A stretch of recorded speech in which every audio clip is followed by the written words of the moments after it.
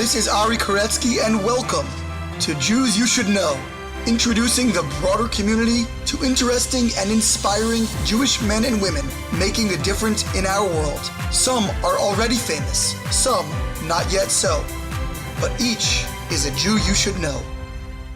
We are back with another fabulous episode of Jews You Should Know. This week, such an interesting individual. Steve Riback is a full-fledged, long-tenured police officer with the Las Vegas Police Department. He has traveled an incredible journey, both as a professional and, of course, in a very unique profession for a nice Jewish boy, and in his Jewish identity, his Jewish observance, where he has had a real odyssey and a legal battle as well to be able to express that identity on the force. And I'm excited for you to hear his story today. Meanwhile, a reminder is always to follow us on Jews You Should Know, spelled out fully on Instagram and Facebook, Jews You Should Know with the letter U on Twitter. Comments or questions to jewsyoushouldknow@gmail.com. Follow or subscribe wherever you're listening, whether it's Apple Podcasts, Google Podcasts, Stitcher, Spotify, or whatever particular app you may be using. Please spread the word to your friends and family.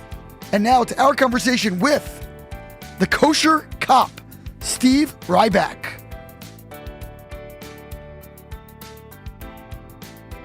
We are here with Steve Riback, the Kosher Cop, which is a very tantalizing appellation, and we will try to understand a little bit about what that means. But how are you, Steve? Thank God, doing well. Thanks for having me on your show.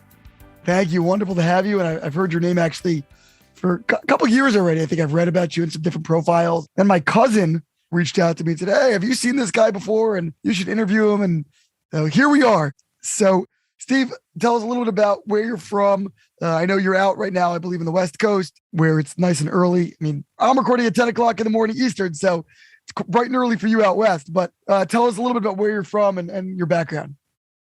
Well, I grew up in Southern California, so on the exact West Coast. Right now, currently, I'm in Las Vegas, so I'm a little bit east of there. But grew up in Southern California, a little bit in San Diego, a little bit in LA. Went to high school in LA and a year or so in college. Decided that I wanted to go to UNLV, the University of Nevada, Las Vegas, out here, and wanted to Running be a teacher. Rebels. So, running Rebels, yes. Yes, Very those are the glory days. Yeah. Yes, we haven't quite met those expectations in the last 20-something years since, but it's still the running Rebels. And so went to the university, went to school for a couple of years, studying elementary education. My goal was to be a teacher, elementary school teacher, and then took the natural progression in my studies of joining the police department. And well, very often I think you need to be a cop in the classroom, that's for sure. These days, it's probably just as dangerous or more in a school than there is out in the streets. Yeah. And so here I am on the department, going on a little bit over 24 years now. Amazing. Now, early on, I mean, what was your Jewish connection like? Is your family involved at all in Jewish life? Obviously, LA has a huge Jewish population. Was your family at all involved in that? So we were unaffiliated, and I grew up knowing that I was Jewish. Both my parents were Jewish. I had a little bit of Jewish knowledge, but ultimately very, very little in my upbringing. I knew I was Jewish, but I didn't really know what it meant to be Jewish. And so we'd celebrate Hanukkah.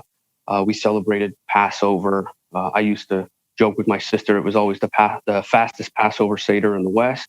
But, that was pretty much the extent of my Jewish knowledge. We read from the Haggadah. I didn't really truly, immerse myself in the knowledge of religion until I was a few years on the department out here in Las Vegas, of all places. That's where I found my love of my past, love of the religion.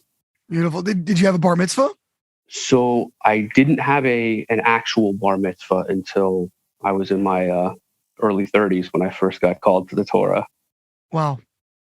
Incredible. So do you remember early on having any kind of affinity for or interest in law enforcement? Was that kind of like something that tantalized you as a child? That's what's interesting is I don't come from a legacy of cops. My father wasn't a cop or anything like that. I've joked with, my siblings and such through the years, because it did just kind of, I wouldn't say it came out of nowhere, but it started later on in life. When I was in college, one of my roommates was a criminal justice major. And so he would talk about some of his classes or some of the things that he was doing in his studies, and it interests me. A couple of jobs that I had, some of the people kind of associated around with it kind of put that spark in my mind that that'd be an interesting career. But growing up, I would try to sneak toys to school, like, little, toy soldiers or figurines, and I would hide them in my socks. So really the only, close, to law enforcement was my dad patting me down before I would go to school to make sure I didn't have any, toys or contraband going to school. That was it, my younger days. Got it. So what did you want to do, as a young person? Did you have an early life trajectory? You said teacher, maybe? Yeah. So early in life, I wanted to be a garbage collector. I thought it was very, very cool to hang off the back of a garbage truck, as every kid would think of. I think my mom's happier that I chose a different route, but yeah, do they do ride-alongs for those like they do for cops? That I don't know, but don't tell my kids that, because they would definitely want to do that. I would want to do that. I think it sounds really cool. Till you fall off, but up until that point, it's great. Yeah, I was a camp counselor, when I was a teenager and kind of getting up into my late high school years, and I loved teaching. I love transferring of knowledge, and so for my studies at the university was elementary education. I was really, I was dead set on that's where I was going, elementary school. And then with about a semester and a half left, that's when I took a turn and applied for the police department out here. It took about a year to get on the department, because you go through a pretty vigorous testing process. And I thought you had to have like a degree in political science or criminal justice, something, law related. But my police department where I work, they did require that you had to have a high school diploma. You had to meet a whole bunch of different criteria. So I just went through the testing process, and, as months going by, I keep passing the process and keep passing. And next thing I know, in January of '98, I'm sitting in an academy, going through a several month academy on my way to getting a badge and a gun as a, I started out as a 21-year-old kid and graduated when I was 22. And so it was just a interesting chain of events, because years before that, thought I would be sitting in a classroom, not an academy, but sitting in a classroom teaching children. Did you finish college during this, or did you kind of leave UNLV to take this on? Yeah, so I had to leave UNLV initially because I had to do several semesters of student teaching, and that was pretty much like a full-time internship of sorts. So I wasn't able to finish my degree at that point because I was working full-time for the department. And so I took a pretty long time off. It turned out to be about a 10-year time off, and then ended up getting my degree 10 years later, not through UNLV. And then I went through a master's program and then graduated, but didn't do it continuously. Just a bit of a hiatus throughout the years. Now, what was your family's reaction when you told them you wanted to drop out of college, become a police officer, which is not the most conventional path for any Jewish kid? Forget a religious kid, just a Jewish kid altogether. It's not the doctor, lawyer, accountant. Right.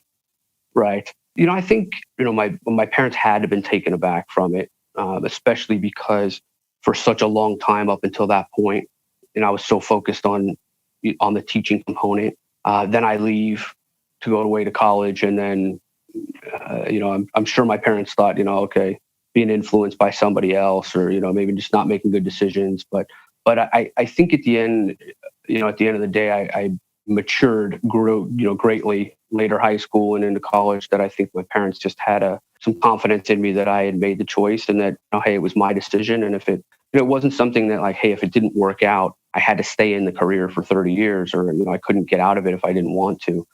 So, my parents were from what I recall, very supportive of it, which, was great. It only made it that much easier. I definitely did not have parents that were saying, no, don't do it. But I certainly was cognizant that it's a dangerous job, and not necessarily what you see on TV is reflective of what happens on in the job and on the profession all the time. But there's that level of nervousness, as now I'm a parent sending my kids around the world, being nervous for that. So I can only imagine how they were kind of feeling behind the scenes with knowing that I'm out on the mean streets of Las Vegas. Yeah, absolutely. And Las Vegas in particular, I'm sure has its own brand of challenges and things like that. But what do you think drew you to that career? Why somebody was planning to be in a classroom with little children all of a sudden wants to be, out on the streets with hardened criminals. We'll talk about kind of policing nowadays, but the criticism is that some people are drawn to the profession because of a desire to be around violence or around have access, sanctioned access to firearms and things like that. And I'm sure that's not was drawing you in, especially if the alternative was teaching in a classroom. But what did attract you to the profession? So that's a really good question. I really think as cliche as it sounds, I have a love and an enjoyment of helping people. I think in anything that you do in life, you want to make a difference. And I saw that it was an ability to help other people and be in a position to help other people, where I feel like growing up early on in my life, I had a good level of maturity based on some of my life circumstances, that I had a lot to offer, that I could kind of give a balanced approach and learn a new craft and a new trade. But ultimately, again, as it sounds kind of movie-esque, I just wanted to help out and help the community and be someone who could be relied upon to do a job. So you went through the training. Can you describe a little bit about what the standard training for a police officer looks like? Certainly. Just to back up a little bit, just to get onto the department, it's a pretty grueling, it's about a 9 to 12 month process. So you have to go through the background test. You have to do a polygraph, a full, they delve, into your background of your jobs and your history and all that. You take a psychological exam, a physical fitness test, written test, all sorts of different, a battery of tests to get on. And then you make it to the academy. The academy here is at the time, it was about 6 months. I think it's increased a few weeks through the years, but it's like going to school 5 days a week. It's pretty intense training, especially I was in class in the academy with some guys where, their fathers were cops and their fathers' fathers. And, they had this whole legacy of people. So they kind of had that some levels of the institutional knowledge or some ideas about the job, which I didn't have. So I was starting at obviously a very basic level, but you learn defensive tactics. You're learning how to shoot a gun. Those were the first times I learned to shoot a gun. I didn't come from a family where like my father or anybody had guns around. It was definitely a new experience. But really, they teach you a lot of law, how to use your skills, and your skill set is not necessarily. I'm not a big guy. I'm 5 foot nothing, 100 and nothing pounds. But really, what I learned in the academy and what they imparted on me and what I impart on other people through my years of being on the department is it's really what you learn knowledge-wise. It's your head and your heart. That's really what's going to help you to kind of guide you as you go through. And it's a crazy job, but they really put you through a lot of training. And then from there, once you graduate, my department is really progressive and really advanced in training and maintaining skills. So through the years, you're constantly learning new things and developing skills and trying to better yourself. So it's only increased in the 24 years. Were there aspects or was there a moment during the academy where you wondered to yourself, like, what did I get myself into? This is more than I bargained for. Yeah, this is not what I expected. So another great question. Actually, from what I remember, no. I remember that it was a great challenge, but it was something that I really felt like the only person who was going to kick me out or that was going to cause me to fail would be myself, and I just wasn't going to allow that. What were the most challenging learning curves for you? Was it firearms training? Was it digesting the voluminous amounts of law that you have to know in order to understand when you're supposed to do what, on the job and reacting so quickly? Yeah, I mean, I think you nailed it by that, reacting so quickly, because, we don't, in law enforcement, we don't have that luxury of, reversing or redoing, like maybe you're doing a podcast with somebody or, we just had a glitch, maybe you're able to edit that out or, let's reverse, let's go back and let's redo it again. we don't have that luxury in law enforcement. And I think for me, the hardest part initially was putting everything together, meaning able to multitask, able to, from the simple parts of, you see police officers driving around all over, putting the elements together where, you're driving around, there's an understanding of simply where you are within your sector beat or your area that you're patrolling. Then you get a call on the radio, hearing the call, listening to the details while you're traveling there. Maybe you don't know where you're going exactly. So you got to get there. You got to get there safely, and then processing the details. Then what you're going to, like formulating some thoughts of what you're going to do. And then once you get there, react to what's happening in front of you, because it's not a static situation. You want to make it static, but sometimes you have no control over that initially. And then you got to solve the problem. And then you got to do it legally, lawfully, within policy. And you're dealing with elements. I remember, I'm a 22-year-old kid, and I'm going out on domestic violences, or I'm counseling people on marriages. I wasn't even married myself, and sometimes I'm in situations where people have been married longer than I've even been alive. And, here I am putting on these different hats that we all do as, in the law enforcement field. And I'm still trying to, kind of learn and fumble my way through it. So it's definitely some interesting experiences. So, you entered law enforcement, I think, in a time when there's a very different climate vis-a-vis the institution. When you joined, I would say that was, I remember those years, and I think by and large, law enforcement had a fairly positive, maybe benign, sort of reputation with the broader public. And here we are in 2022, and a very, very different culture. Now, I don't want to overstate the case. There may be many places where that sense of respect for law enforcement is still very much present, and the reverence and the appreciation. But there are definitely from a public relations standpoint and from a media standpoint, it's in a very, very different place reputationally than it once was, whether it's movements like the defund the police or just kind of the aftermath of things like George Floyd and so forth.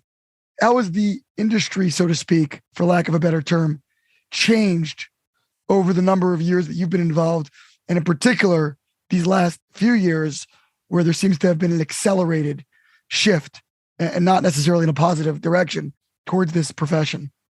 Yeah, very interesting question. And I think that a lot of personnel and officers within the law enforcement realm have had to take a good look in the mirror, take a step back, because it's definitely been some interesting times over the last few years specifically. I would say over my career, we've had some ebbs and flows, the ups and downs of the career, where we have our good days and our bad days. And unfortunately, we are judged in split-second instances.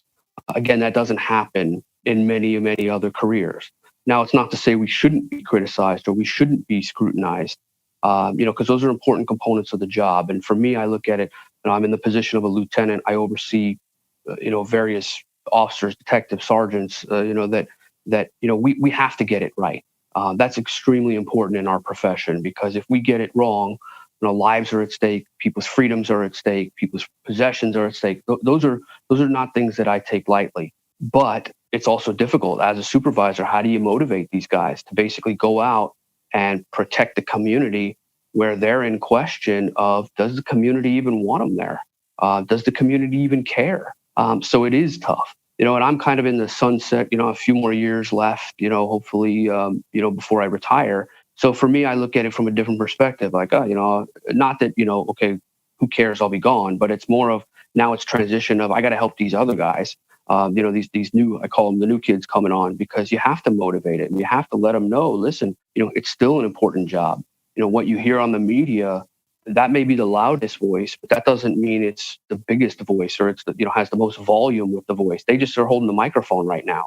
But there's other people that are in line, and the community overall, they do support us. But I think we're quickly seeing where, people were jumping on that bandwagon of defunding, or, not having the police around. I think people were seeing that, that just doesn't work very well. When you use, the thin blue line expression of, what the police are, where that line, that the line in the sand between, good and evil, and, positive and negative and things that happen. And so it's an interesting profession, and this has made it very difficult. But really, if you peel back the layers and you look at the job and the profession, the job of working in law enforcement, it's inherently negative. I mean, if you really think about it, everything, or I would say everything, but for the most part, a high percentage of what we do is negative. I don't know, you don't have to disclose your background history, but if you've ever been pulled over before, or you heard somebody that gets pulled over, their first thought in their mind is not, my day's about to get a whole lot better right now. Or, when you're driving around and you see police around, typically good things aren't happening. We're at crashes, we're at, crimes that have happened, hellacious crime scenes. We're not knocking on people's doors and saying, hey, you know what? Nobody called the police tonight. Everybody's getting along. Hey, here's a handshake, a fist bump, a high five. Thank you very much. We don't pull people over for stopping at the stop sign completely. So, if you really think about it, a lot of what we do is negative. And so that cumulative negativity can also be another barrier or burden that you take with that. And then you couple that with, the public sentiment, or what is the perceived public sentiment at this point. It's a very, very difficult job. I think you're going to see some ripple effects in a lot of communities where people just aren't applying. Like, why would you want to be a police officer, at this point? If the public hates you, or you're just going to end up on YouTube, or you're going to be the next, whatever video across the news, why do you want that stress? So I think people are going to pick other professions, and it's extremely disheartening, because this is a job that I've loved for 24 years, and I love it up to the second right now. It's an incredible career. It's given me incredible opportunities and growth and places and people that I've never would have experienced in my life. And so it's been fabulous. And I just hope for the same for other people when they go through their careers. But it's going to be tough to get them in at this point. Yeah, and of course, what that leaves over is the ones who actually are least qualified, the ones who want it because of some sort of bloodlust or some sort of, adrenaline junkies or something along those lines, are the ones that are left over still drawn to the career, instead of people who might be a little more level-headed or more altruistic about their desires. Exactly. Yeah, really good point. Because you definitely, we're not looking for to hire anybody. It's not like you just, oh, hey, there's a help wanted sign at the police department. I'm going to go take it off, and here I am. We're definitely looking for solid people that are wanting to do it for the right reasons. What are some of the roles that you've occupied over the years? Have you done any detective work? Have you been on a traffic beat? Like, what have been your unique rotations? So I've done a lot. I have a pretty diverse background, which, looking back, it's good. I have some administrative, investigative. So I started out, I worked in the jail for about a year, then worked patrol as an officer for about 3 years, did some plainclothes, like general detective work for a couple of years, did the DARE program. I don't know, that's going way back for some people. Drugs, some yeah, communities, sure. some communities still have it. It's like a life skills program for 5th and 6th graders, where they have police officers come in and teach these programs. So for that, I did that for almost 2 years, and that was great, because it kind of incorporated my two loves, my love of teaching and also working as a police officer. I worked undercover 2 stints for about 3 years each, so total 6, almost 7 years working in our vice narcotics area. So I know it doesn't look like, if you saw me now, the beard, the yarmulke, tzitzis, You blend right in. You blend right into the cartels. Yeah, so it's definitely different. But I did that. Then I promoted to sergeant. I was on some investigative squads. And then about 2 years ago, promoted to lieutenant. And then now for about the past 6 months or so, I work in our internal affairs section, overseeing a bunch of sergeants and detectives, and making sure that, ensuring that, officers are investigated for any alleged misconduct, and hopefully getting these guys on the path of doing the right thing. So that's a very different role, because now you become almost a kind of an adversarial position where, just like the public doesn't want to see the cops around them, the cops don't want to see IA around them either, right? So yeah, it is interesting. Fortunately on my department, we're a really good department. I mean, I think we're one of the most progressive, obviously I'm a little partial, but, one of the best departments in terms of training and, what we expect from cops. We have a lot of agencies that use what we do as their best practices. And so IA here is definitely looked upon as, I think it's more of the bad cops don't like us and the good cops do, because they understand we have a job, we're objective, and we're trying to weed out. We're the thin blue line of the thin blue line, and if there's cops that are doing wrong, other cops don't want to be around them. They don't want them on the department. We don't want to share that same badge. And so it is looked upon as a very positive position, as much as it could be. But certainly there's those that find us negative and that, we're out for blood, so to speak. We really try to be as impartial as we possibly can, because we want to get it right, and getting it right matters. And that's something I impart on my teams. When you talk about being a progressive department, are you referring to things like interrogation tactics or, policing reforms? What do you mean by that? All sorts of stuff. Yeah. So, you hit it on the policing reforms. So, one of the things that, if up until the riots and the protests that were happening, just after COVID with the George Floyd, we didn't have any of that in Las Vegas. And I think that spoke volumes with how my agency operates, because we have our tagline is, we're partners with the community, but we truly were partners with the community. And we truly are. We're out there, we say, shaking hands and kissing babies. We're out there really getting out there and understanding what the community needs are and taking it a different approach. We have community-oriented policing programs where we're out helping to find out what are the root causes of why crime is happening in these neighborhoods, not just being reactive. And there's a certain component to, we're always going to be reactive in police departments, but what are some of the underlying issues that are happening in these, crime-ridden neighborhoods? We're heavily involved in a Hope for Prisoners program where the police are helping those that are re-entering society from prison and jails to integrate and be productive members of the community. And it's like, these are the people that inherently we put away in jail and in prison. And yet we're helping and embracing them to come back into the community. And those are just two examples of what the department is doing. But, we've had, in terms of uses of force, which is a hot button issue, that had to do with, with George Floyd and some of these other cases. We've had our officer involved shootings. Those are going to happen. But we are heavily trained, and it's drilled in our heads about de-escalation techniques and other uses of force and verbal judo skills, where you're not just necessarily going to go hands-on. And certainly there's times and places where sometimes those are unavoidable. You have to just go right to using a gun. That may be the only de-escalation technique you have, but we're teaching it in a way that, it's kind of going back to the academy, where you're putting it all together, like how the laws and the tactics and your skills, how do you put them all together to be as successful as possible? But one of the things that we're really teaching now over the last year or so is really to slow the momentum down as much as you can to help make good decisions.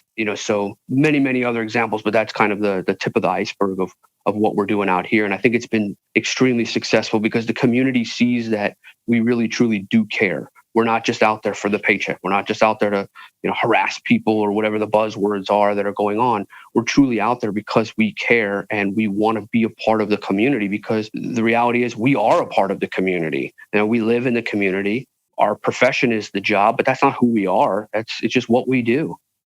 What are the unique challenges of policing in a city like Las Vegas, which is perhaps unique to certainly any city in the US and maybe in the world, in terms of, the gambling, and it's just the entire vibe of the city is just so unique, in so many ways. And obviously it's changed over the years.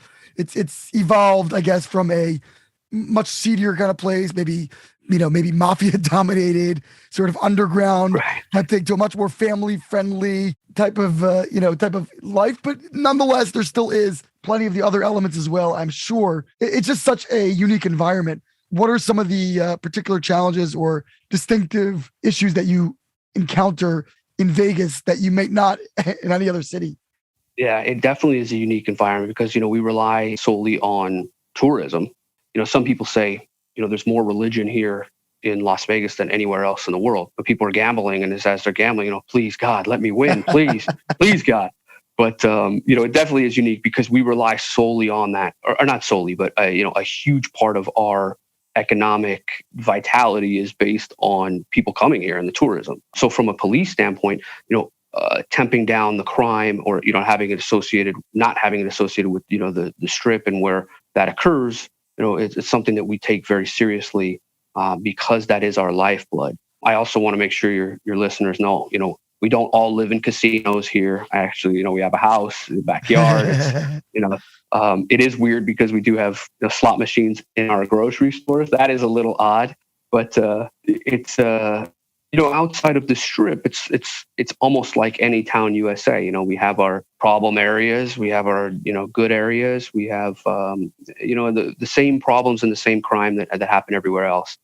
Just our focus is on the strip, and from a law enforcement standpoint, we have different tactics and ways that we try to combat the crime and make the tourists feel as safe as possible, and obviously the community members as well. Yeah, it's just not many places where 4:00, 5:00 in the morning, people can still be out and about as if it's high noon. And Right. The alcohol and the gambling, and there's just so many aspects there that are totally legal, but that in the wrong concoction can create serious problems. There's been a bunch of NFL stories this year, Henry Ruggs, a terrible accident that killed someone, and just so many things you won't hear about, stories coming out of Vegas when the things that are permitted there end up cascading into something more than they should have been. Right. Yeah, it's definitely a unique city because 24 hours a day, you can pretty much do anything. If dry cleaners are open 24 hours, and then bars, and so obviously those elements are going to exist. And it does make it difficult from the law enforcement of trying to combat some of those. But we do our best to try to educate the community and try to again be partners with the community of trying to do it. But it is some unique challenges that we do have to deal with from this town for sure. Because also it's not uncommon to have 2, 3, 400,000 people come in for a weekend. Like New Year's Eve, or if there's a big we're gonna have the Super Bowl in a couple of years, or we just had the NFL Pro Bowl and the NHL All-Star game at the same time. So, it's hundreds of thousands of people coming in, and then conventions, and we're able to accommodate that very, very seamlessly and very easily, where other places that may be their one event for the entire year or for the decade. And meanwhile, we're handling that type of situation daily. And it's just the norm for us. I want to pivot now and talk just a little bit about your Jewish journey. You said you did not grow up with an extensive background, didn't even have a traditional bar mitzvah, and yet now you got the beard and yarmulke going. Yeah. There's obviously a story somewhere in there. So what did take place? So I was a few years on the department, and then through a friend, I was invited to a rabbi's house for Shabbat dinner, for a Friday night dinner, and I knew nothing. I knew nothing of what is Shabbat. I couldn't even tell you honestly what day of the week that was, if there was any significance. Was it every week? Whatever the circumstance was, I couldn't tell you anything. Demonstrate how little knowledge I had at that time. So I go to the rabbi's house on the Friday night. The rabbi was not home from shul, from services. So I saw the Rebbitzin, the rabbi's wife, light Shabbos candles. And I like to say that seeing that really lit a spark in me that has been just burning extremely brightly up until this day. But then that set in motion a whole series of events that night. The rabbi comes home. I see the Shalom Aleichem, the Kiddush and Hamotzi and songs and Vartoras and all these things were going on. And I literally am sitting there knowing nothing. And what was very interesting is, and I think, it's not unique to this rabbi's home, but it was a very warm and inviting atmosphere, as it should be, as, tons of places that I've been for Shabbos are like. But I had such a level of comfort to ask questions to the rabbi and the Rebbitzin of, why are we doing this? What does this mean? What is that? And it ignited this spark in me that I was like, wow. And I sat there, and as I was consuming all of this knowledge and these new experiences, I truly sat there disgusted with myself. And I really became angry and upset. And as I analyzed it, I was like, wow, here I am in this situation where I knew nothing. I knew nothing of my Judaism and my Yiddishkeit. And I was so just irritated with myself that I had gone on so long in my life and just so uneducated, didn't know anything. And I said to myself, this has got to change. And I didn't know what that meant that night, but I knew that I needed to make some changes and I needed to kind of make up for lost time. And I thought about, the Holocaust and the oppression and discrimination that Jews had dealt with all their life and had fought so hard for Judaism. And here I was doing nothing. I was just so flippant. And it just, I had to make some changes. And I didn't know what that meant, but it fueled me to leave that night. And I started learning and I started educating myself and reading books and taking classes and, all over online and just trying to soak up as much as I could. And early on, I learned about, I don't like to use the term, Orthodox, Reform, Conservative. I'm not a title person because I feel like we're all Jews, period. Those that are Jewish, we're all Jews. It doesn't matter where we're holding. But I saw pretty early on my goals were, okay, Shomer Shabbos, Shomer Kashrut. Those were goals that I was striving for early on. How old were you when you had this initial encounter? I was about 25 years old. So a couple years on the force. 24, yeah. And just had this connection. It's a pretty strong reaction that you had. Most people think just go and enjoy a Shabbat dinner. They don't necessarily make life choices based on that one dinner. It was, a credit to the rabbi and the rebbitzin and those people that were there that day, because it was just the environment was completely nurturing for it, and I was ready for it. So, were there any kind of dramatic shifts at some point, or was it really kind of like a slow burn, a step-by-step process for you? It was slow. It was over the next couple years. I slowly started taking on more physical mitzvahs and transitioning in a way that my goal was I wanted to learn and understand the mitzvah or learn and understand the custom or, the minhag, whatever it was that I was trying to learn with the intent that I would then do it forever. That was my goal. So like, for example, I started early on saying the Shema every day. So it was just simply as saying the Shema. I didn't even do didn't do talis tefillin or anything, full davening. And then I started praying 3 times a day, and I started keeping my head covered. At the time, I was working undercover in Vice, which was interesting in its own respects. That I went and spoke to a rabbi. Is it appropriate? I'm out here, buying drugs, picking up prostitutes, selling drugs. And here I am as this person, trying to become observant. And no, we're not applying. We're not hiring if anybody's interested at this point. For those as a religious Jew, but it's always interesting. As I'm trying to grow in my Judaism, is it appropriate for me to be in these positions? But I was given the go ahead, so over time I started to do more, and then wear a yarmulke, keep my head covered. Grew out a beard, and I started to have these connections to these mitzvahs as I started to go, and then keeping kosher and keeping the Sabbath. And so it just kept going. I mean, I think if you ask my family, they would see it because they were looking at it from the outside perspective that it was very, very quick. But me living out of town and away from them, I think, they saw the drastic changes, because if, they saw me last week, or last month, I'm not doing this. And then now next month they see me, all of a sudden he's got a beard and he keeps his head covered. They were seeing it a little more drastic, and it wasn't month to month, but it was more, I would say, about a 2-year process of ultimately, becoming Shomer Shabbos, Shomer Kashrut, and really buckling down in that respect. So what was the reaction like on the force? Because when you came in, you were not like that. So it wasn't like they knew you as that coming in. Correct. Is a pretty big shift from their perspective as well, I would imagine. Yeah, it was definitely some challenges, to say it the least. I wouldn't say I kept it hidden, but, working undercover at the time, and, it wasn't just something I'm not going to go out and pick up a prostitute wearing a yarmulke and, my tzitzis out. It's just not appropriate. Not that I wasn't proud of my Judaism, but like, it just, obviously there's, some issues with that. I just kind of kept it to myself. I had Thursday, Friday, Saturdays off were my days off. So I was able to keep Shabbos, no issues. I brought my lunch to work and just kind of, went through it. But through a few series of events, there was an instance where my detail was going to have this assignment where everybody was going to have to work on Friday and Saturday nights. And it was mandatory.